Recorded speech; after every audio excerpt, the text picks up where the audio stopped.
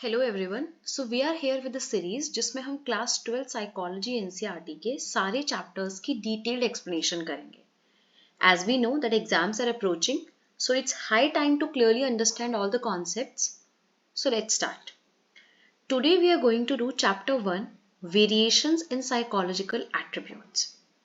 Exam पास है। I hope कि आपको जो कॉन्सेप्ट्स मैं आज समझाने जा रही हूँ, जो चैप्टर में स्टार्ट करने जा रही हूँ, आपको अच्छे से उससे हेल्प हो जाए और आपका एग्जाम काफी अच्छा हो जाए।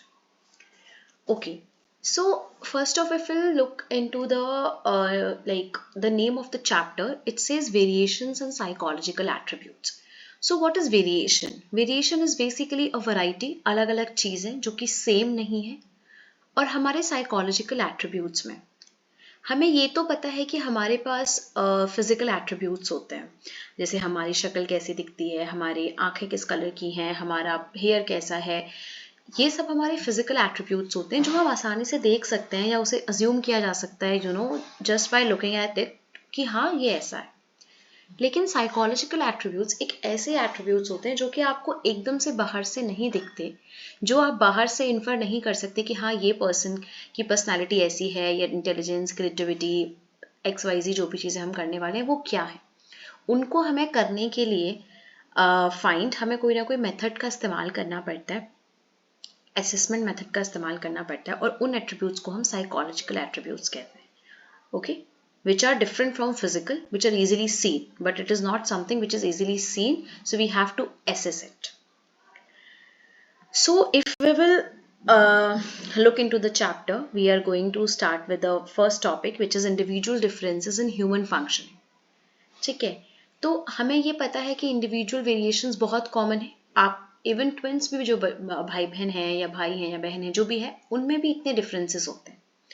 सिबलिंग्स में डिफरेंसेस हैं, पेरेंट्स और बच्चों में डिफरेंसेस हैं। सो कोई भी इंसान सेम नहीं है दुनिया में। This is we know that nobody is same in the world. Everybody is different from the other person. Everybody has some kind of individuality in them, right? So variability is a fact of nature, because nature में चाहे plant species हो, चाहे animal species हो, चाहे human species हो, हम सब अलग हैं और हम सब में differences हैं. Then we have individual differences says that the people are very distinct and very different from each others, their characteristics, their behavior patterns. So this is a definition which can come in exam also, directly or indirectly. अब individual difference तो ये मानते हैं कि ठीक है, हर इंसान अलग है, इसलिए आप अलग तरीके से एक्ट करते हो। लेकिन उसकी एक ऑपोजिट अप्रोच है जिसे कि हम सिचुएशनिज्म कहते हैं। वो ये कहते हैं कि ह्यूमन बिहेवियर जो है वो हमारे इंटरनल फैक्टर से ज़्यादा इस पर डिपेंड करता है कि एक्सटर्नली चीज़ें क्या है। जैसे माना आप बहुत गुस्से वाले हो, बट आपका बॉस आपके सामने है, आपकी बॉस आपके सामने है, आपके टीचर्स आपके सामने, आप उनके सामने नहीं चिल्लाओगे। This is what situationism says that कि इंडिविजुअल डिफरेंसेस से ज़्यादा फर्क पड़ता है कि सिचुएशन क्या है। तो अगर आप क्लियरली देखो तो सिचुएशनिज्म और इंडिविजुअल डिफरेंसेस एक कॉन्ट्रास्टिंग बात बोलते हैं, राइट? तो इसमें डिफरेंसेस आ सकते हैं, इसकी डेफिनेशन आ सकती है कि हम क्या बोलते हैं। ये डेफिनेशन सिचुएशनिज्म की है, एंड आई होप आपको ये समझ आ गया। कहीं पर भी कुछ आपको समझ में नहीं आया, और if you have any confusion also, you are open to write that in the comment section to ask. Okay, so this is it. Because it's a recorded video, I will be able to do this much only, and if you need detailed explanation also, or in a one-to-one basis, you can join my course also. You can email to me to get private or the personal tuitions also, basically. Okay, then we have assessment of psychological attributes. अब हम ये देखते हैं कि ठीक है, हमें पता है this are the psychological attributes. अब हम इसे असेस कैसे करें? तो असेसमेंट सबसे पहला स्टेप है साइकोलॉजिकल एट्रीब्यूट के लिए, क्योंकि आप अंडरस्टैंड तभी कर पाओगे जब आप एसेस करोगे कि कितना है, कोई कैपेबिलिटी कैसी है, किस चीज़ में बेटर हो, किस चीज़ में वर्स हो, किस चीज़ में कैसे क्या है। इस सब के लिए हमें असेसमेंट बहुत ज़रूरी है करना। अब असेसमेंट को अगर हम देखें तो ये दो तरह से होता है। One is your formal and another is your informal. अब as the name suggest, formal is something जहाँ पर प्रॉपर प्रोसीजर आप फॉलो कर रहे हो, आप स्टेप बाय स्टेप टेक्निक्स का इस्तेमाल कर रहे हो, आप एक एक करके चीज़ों को अंडरस्टैंड कर रहे हो कि कैसे हमें करना है, क्या हमें करना है, आपने एकदम सीरीज में किया, that is formal. Informal will be the thing जहाँ पर क्या है कि आप रैंडमली जाके बोल रहे हो कि ये इंसान ऐसा है, वो इंसान मुझे वैसा लगता है, उसमें इस चीज़ की कमी है, उसमें ये चीज़ ज़्यादा है, विच इज़ इनफॉर्मल, जो कि साइंटिफिक नहीं है, जो कि आप एक डिसिप्लिन में नहीं कर सकते। बट फिर भी आप देखोगे हम रोज़मर्रा की ज़िंदगी में इनफॉर्मल असेसमेंट करते हैं जिसमें सब्जेक्टिव इंटरप्रिटेशन आती है. Subjective is different from every individual, right? Now this is about it, and this is definition for psychological assessment. It uses systematic testing. एक सिस्टम बना हुआ है, वही आपको इस्तेमाल करना है to evaluate abilities, behaviors, personal qualities of individuals, etc. Right? Then we have some domains of psychological attributes. Psychological attributes के भी कुछ domains होते हैं कि क्या क्या चीज़ें हैं. बहुत सारे होते हैं एक्चुअली, बट जितने चैप्टर में रिक्वायर्ड है हम उतने ही करेंगे, सिलेबस के हिसाब से उतने हैं, होते और बहुत सारे हैं. अब ये क्या है? Multi dimensional. ऐसा नहीं है कि सिर्फ आप एक चीज़ देख रहे हो, जैसे मान लो हाइट है आपकी या सिर्फ वेट है, ऐसा नहीं है. आप height, weight, development, cognitive, social, emotional सब कुछ देखते हो फिजिकल में. उसी तरह से साइकोलॉजिकल जो डायमेंशंस और साइकोलॉजिकल जो एट्रीब्यूट्स हैं वो भी मल्टी डायमेंशनल है. उसमें भी बहुत सारे डायमेंशन. जैसे पहला हो गया इंटेलिजेंस. सो इंटेलिजेंस के बारे में हम डिटेल में करने वाले हैं इस चैप्टर में. अभी के लिए बस डेफिनेशन अंडरस्टैंड करना इंपॉर्टेंट है दैट ये एक ग्लोबल कैपेसिटी है, मतलब ये काबिलियत है जो ओवरऑल इस्तेमाल करी जाती है, ठीक है, जिससे कि आप पूरे संसार को समझ सकते हो. रेशनली बिल्कुल राइटफुल तरीके से आप चीज़ों को सोच सकते हो. जितने भी रिसोर्सेज, जितनी भी चीज़ें आपके पास एनवायरनमेंट में अवेलेबल है, आप उन्हें इस्तेमाल कर सकते हो जब भी कोई प्रॉब्लम फेस हो जाए, ठीक है. जैसे मान लो कुछ प्रॉब्लम है, आप कहीं जा नहीं सकते, घर में जो चीज़ें हैं आपका वो इस्तेमाल करना है, किस तरह से आप करोगे? अगर आप उसे कर पाए तो यू आर इंटेलिजेंट. अब ये बहुत बड़ा मिथ है जो लोग सोचते हैं कि सिर्फ जिनके मार्क्स अच्छे आते हैं क्लास में वही इंटेलिजेंट होते हैं. ऐसा कुछ नहीं होता.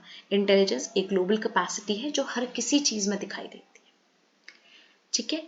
दूसरा है एप्टीट्यूड. एप्टीट्यूड बेसिकली एक पोटेंशियल होता है फॉर एक्वायरिंग द स्किल. तो आपके लिए ये चीज़ बहुत ज़रूरी है जानना कि एप्टीट्यूड मेजरली जेनेटिकली होता है, मतलब बायोलॉजिकली होता है, मतलब वो आपके अंदर होता है already, because it is the potential. आपके अंदर ये काबिलियत है कि आप कर सकते हो. अब आप कर रहे हो या नहीं कर रहे हो वो आप पे डिपेंड करता है, बट अगर आप कर रहे हो that is called aptitude, okay, for acquiring the skills. जैसे मान लो मैं बोलूँ कि आपके अंदर म्यूजिक का एप्टीट्यूड है, तो अगर आप उसे रिफाइन करो, आप उस पर मेहनत करो, तो आप काफ़ी अच्छे म्यूजिशियन बन सकते हो, ओके. तो एनवायरनमेंट और प्रॉपर ट्रेनिंग अगर आपको मिल जाती है तो आप क्या कर सकते हो, आप काफ़ी अच्छा कर सकते हो. तो एप्टीट्यूड जो टेस्ट होते हैं ना, वो यही फाइंड करते हैं कि सपोज मान लो मैंने आपको कोई मैकेनिकल एप्टीट्यूड टेस्ट दिया, तो मैं ये देखूंगी कि आप उस मैकेनिक्स वाली चीज़ में अच्छा कर पाओगे या नहीं कर पाओगे, अगर आपको ट्रेनिंग मिली तो, ठीक है. तो इसमें ट्रेनिंग एंड एनवायरनमेंट का बहुत रोल है, लेकिन जो बेस बनता है वो जेनेटिकली बनता है. Then you have interest. Interest तो basically very very simple, we all know that's simple preference. सिर्फ इंडिविजुअल प्रेफरेंस है कि आप करना क्या चाहते हो. आपको म्यूजिक पसंद है या आपको मैकेनिकल चीज़ करना पसंद है.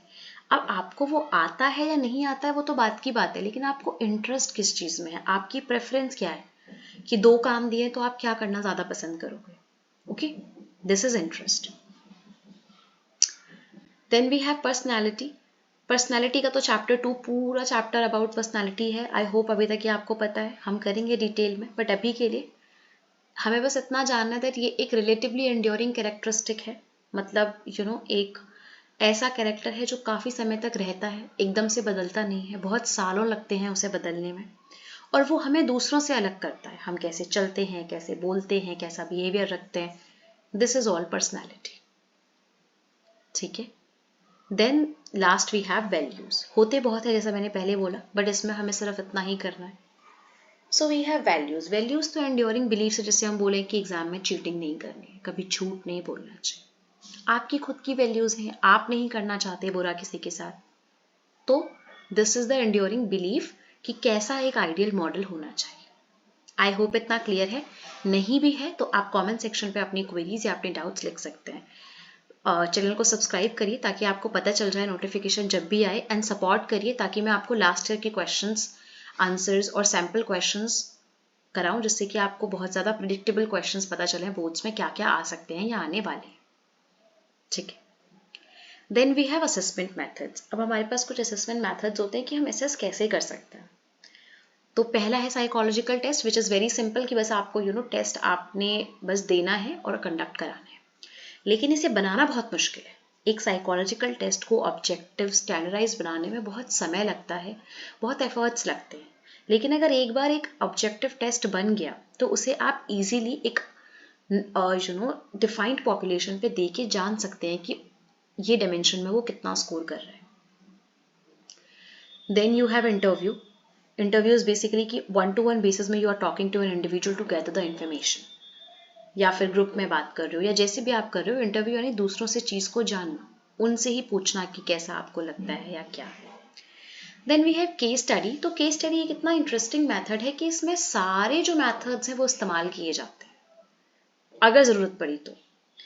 इसका नाम केस स्टडी क्यों है? क्योंकि हम इसमें एक केस को स्टडी करते हैं। जैसे मान लो आप बोलो कि मैं महात्मा गांधी को स्टडी करना चाहता हूँ या चाहती हूँ, या मुझे रविंद्रनाथ टैगोर के बारे में स्टडी करना है, दैट इज केस स्टडी। या आप बोलो कि मुझे एक पर्टिकुलर हॉस्पिटल के बारे में स्टडी करना है, या मुझे एक पर्टिकुलर इंस्टीट्यूशन के बारे में स्टडी करना है, या मुझे एक पर्टिकुलर कल्चर के बारे में स्टडी करना है, या मुझे एक पर्टिकुलर ग्रुप के बारे में स्टडी करना है जो रिफ्यूजीज हैं, या कोई भी ऐसी चीज़। तो केस स्टडीज बेसिकली कि एक पर्टिकुलर केस को आप स्टडी कर रहे हो। It can be an individual, it can be an institution, it can be a group, it can be anything. Okay, then you have observation. Observation is कि आप बैठ के ऑब्जर्व कर रहे हो। ठीक है, either you are by the camera or by just being there, by being the part of that group, आप कर सकते हो। अब 11th क्लास में ये बहुत डिटेल में था। सून हम एक 11th क्लास की सीरीज भी लेके आएंगे, वहां पर ये आपको और डिटेल में समझ में आ जाएगा। लेकिन अभी भी अगर आप चाहते हैं तो आप मुझे बताइए, मैं एक शॉर्ट्स में ज़रूर उस वीडियो को या उस वीडियो में उस टॉपिक को एक्सप्लेन करूंगी if you need it. Then you have self report. Self report is basically you are just telling your about yourself, खुद से, मतलब मैं आपसे ही आपके बारे में पूछ रही हूँ, दैट इज सेल्फ रिपोर्ट। कि आपको कैसा लगता है कि आप कैसे हो या आप क्या कर रहे हो, this is self report.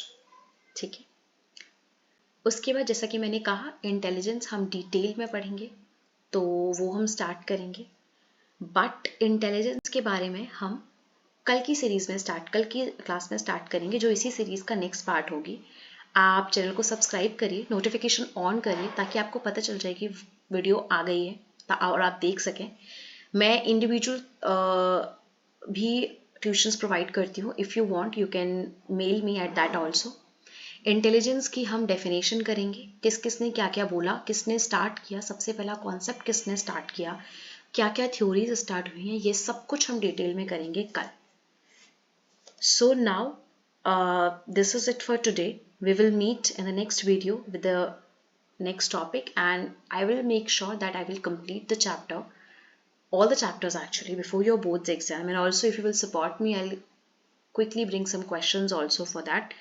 And you are open for doubts and queries, you can write that in the comment section. आपको जो भी doubts है वो आप comment section पे लिख सकते हैं. Thank you so much. I hope you understood. If not, then you can query about it. Bye bye. Thank you.